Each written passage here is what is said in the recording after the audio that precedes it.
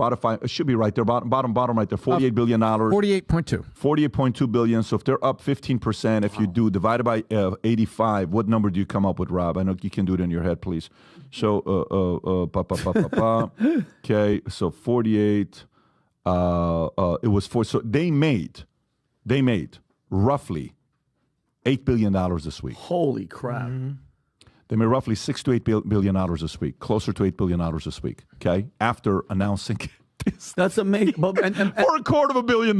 Yeah, and because you know Joe very well, like, and it couldn't happen to a cooler. They call it the Joe Rogan experience because it's an experience. He's not only a comedian, he's teaching you, you're learning this, you're finding out about history, and he's not afraid to talk to anybody. He'll have anybody on there. And then when they except for Trump. Yeah, well, we'll talk about that later. But and yeah, dude, I mean, we still got our bet going, right? Our bet is still happening. But what a necessary voice. And just like, you sing it with Elon, that when you're that awesome and you're that popular and you're not scared of everything and you're letting people hear the truth, they got to come after you. And I love the fact that him and Spotify, the CEO, kind of were like, okay, and they just brushed over it. I'm shocked to see what to me, next. This is the least shocking news ever.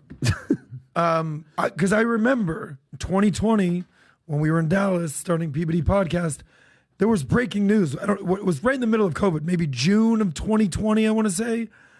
And it was like breaking news. Joe Rogan's leaving YouTube, going to Spotify, $100 million deal. Yeah. Right? Yeah. We're like, what the hell? This is what? Yeah. It was shocking. Yep. Turned out it was actually a $200 million deal. Yeah. So we didn't even have the numbers right because he kind of slow played that. But to me, this is the equivalent, like in sports, just locking down your star. Whether it's Mahomes signing with the Chiefs, whether it's Joe Burrow with the Bengals, whether it's Giannis with the Bucks, you're locking down your star.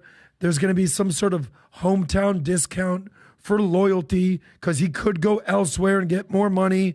But to me, Joe Rogan seems to be a creature of habit. He keeps his circle very tight. He's very loyal. Don't forget, Daniel Ek had his back during everything with COVID.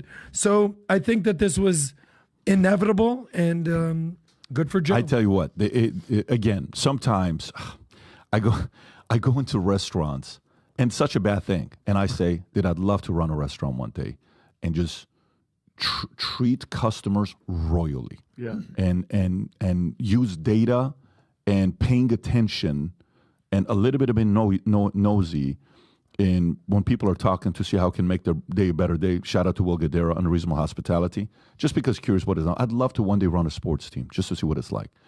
In a past life, I would have loved to have been an agent representing certain talent, certain people, right? Managing certain talent, being an agent, negotiating on their behalf. I knew of a deal that could gone Joe $350 million. Okay? Yeah.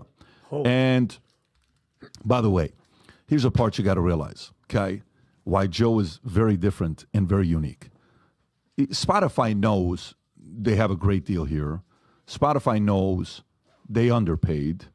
And, it's important for Spotify to know you're getting somebody that's still very young. How old is Joe, by the way? 56? 56 years old. He's 56 years old, and if I'm right, that's crazy. Can probably whoop the average 25-year-old's butt. I'm just happy to hear that 56 is still considered pretty young. Joe could beat the shit out of all of us in this room at the same